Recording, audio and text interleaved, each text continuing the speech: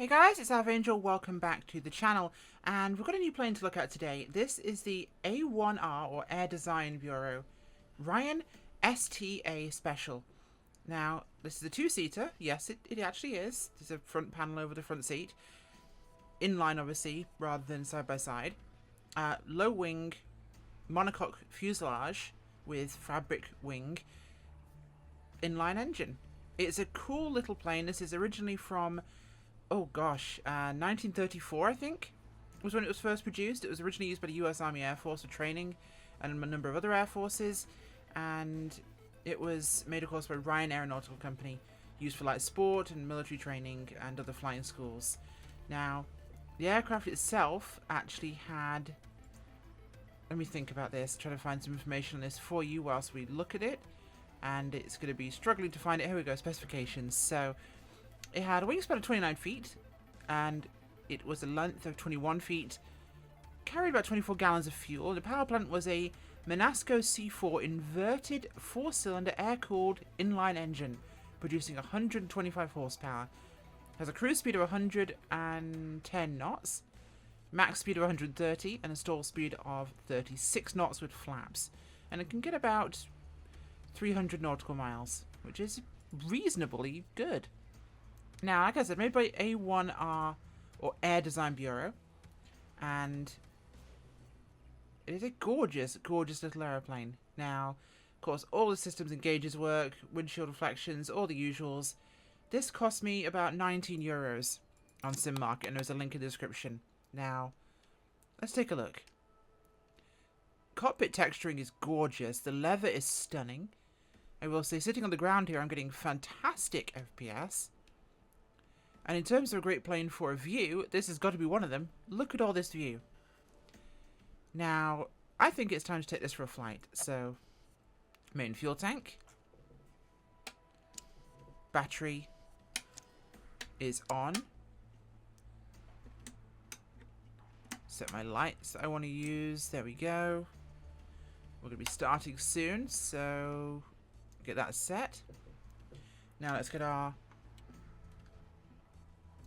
throttle cracked. We want to try and maintain about 1000 RPM when we get the engine started here. So this should be a relatively simple case of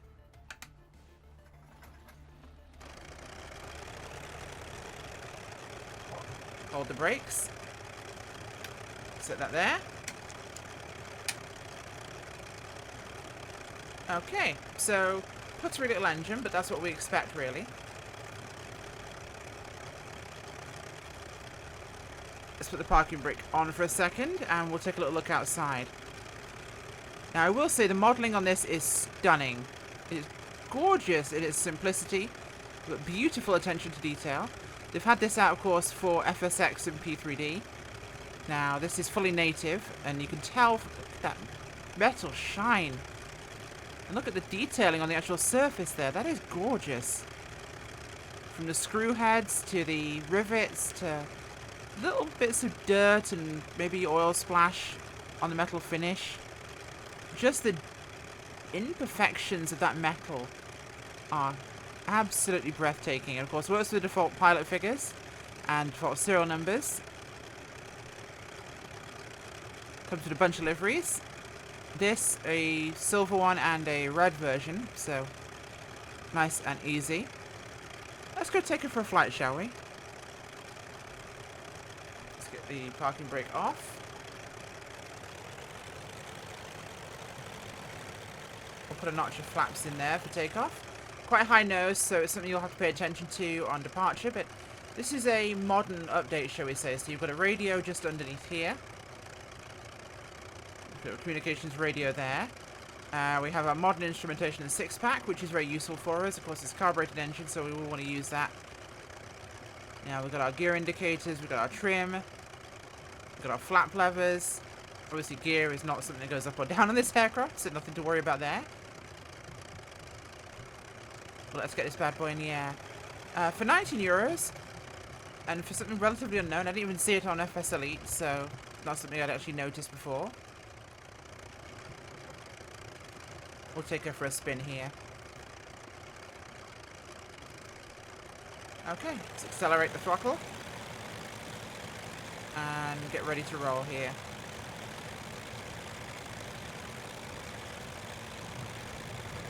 Okay, a little bit squirrely. Come on, turn back to the center line. Hello. Torque effects in 2020 are very strong. And that's a sign there on the runway. Now we'll advance the throttle and we'll get lift off. That was the scuffed takeoff I've ever done. I'm so sorry. But we stayed roughly on the runway, which is the important part here. But no, the torque effects I will say on the modern flight model are incredibly strong. Even with jabs to the rudder pedals, it will wander and drift. Now, flying this thing is really, really easy. Like, I am throwing this into a bank with a little bit of stick. A couple of fingers on the yoke, of course, I use. I use the Alpha yoke from Honeycomb. But I'm not putting much pressure in at all. Just get the trim to register in the sim by giving it a bit of a knock there. Now, I have this camera view, showing you the full panel and 6-pack, good for IFR and or using a radio. And we have basically, yeah, that. So only 2. But I will say it's a very visceral flying experience because you are so exposed to the world here with it being open canopy. And we do have wind and rain effects. Where's the weather here? So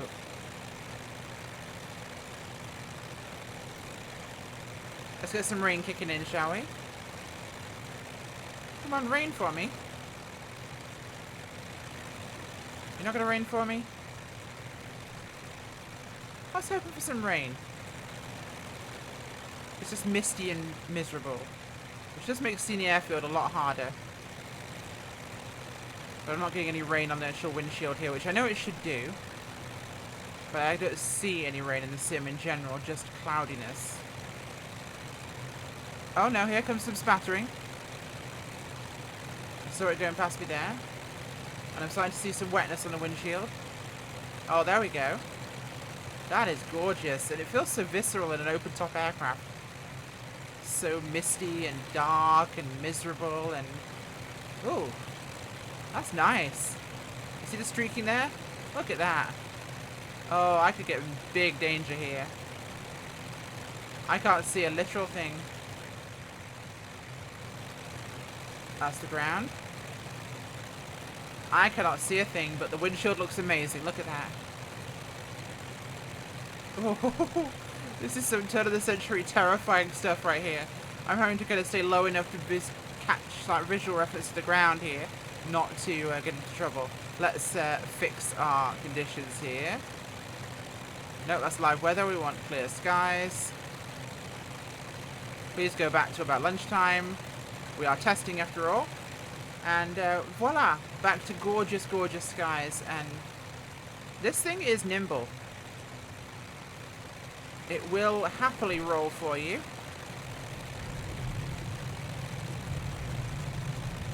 But you feel very terrified when you do it because it's so bouncy and so very fragile feeling.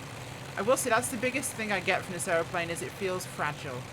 I feel like I'm holding on to a puttering little piece of balsa wood and string and flying it around. I do not feel like I'm in a Cessna or something nice and sturdy. I feel like I have to treat it with incredibly kid gloves and a great deal of care. In fact, let's bring her back to the airfield. We've done enough pottering around here. There's the runway behind us. We'll just loop it around here. Subtle scratching on the glass. Nothing too excessive, but when you're not in direct sunlight, you don't see it. But, I mean, real glass, when you're in direct sunlight, you will definitely see it. Let's drift ourselves back onto the center line here. Ooh, hello. It will side slip, but it will also be very rickety when it does so. So let's give ourselves some flaps here. Center the rudder.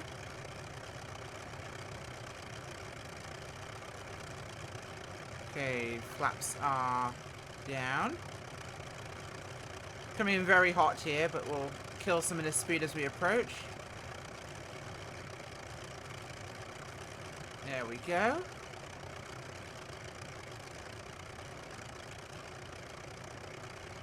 Just hold the nose, let it sink down. A little bit of a hop and a skip. And a boing. Get the flaps up there whilst we try and keep it on the black stuff. Okay, so first time I've flown this thing, first time I've taken off or landed in it. It's very difficult to actually predict an aircraft's dynamics when you're actually flying for the first time, but I will say that is a... Oh, that turns around nicely on the castering tail wheel there. Very, very nimble, very spirited, very exciting flight in this aircraft. It's something that's very unusually spirited for something with such low horsepower, only 125 horsepower, but it definitely has a good spirit to it, a good feel of liveliness. And in terms of texture quality and appearance, I'd put this on a par with a Coronado, if they were to produce something like this. The engine sounds are realistic for something with an engine this size and this style, an inline inverted 4. And I'd say texture and modelling quality is up there with the Coronados. If this was from them, you'd be paying an extra €10 or an extra $10 on your retail price. I like this, actually. I do like it. I've only done a small flight here with it, but I genuinely quite enjoyed this aeroplane. It has been fun. And do I feel like it was worth the €20-ish I paid for it from SimMarket? Absolutely. I'm sure this will be on the marketplace soon. I don't think it is yet, but until then, I actually would recommend this. If you like vintage aircraft, this is something for you. So thanks for watching, guys, and we'll see you next time. Bye!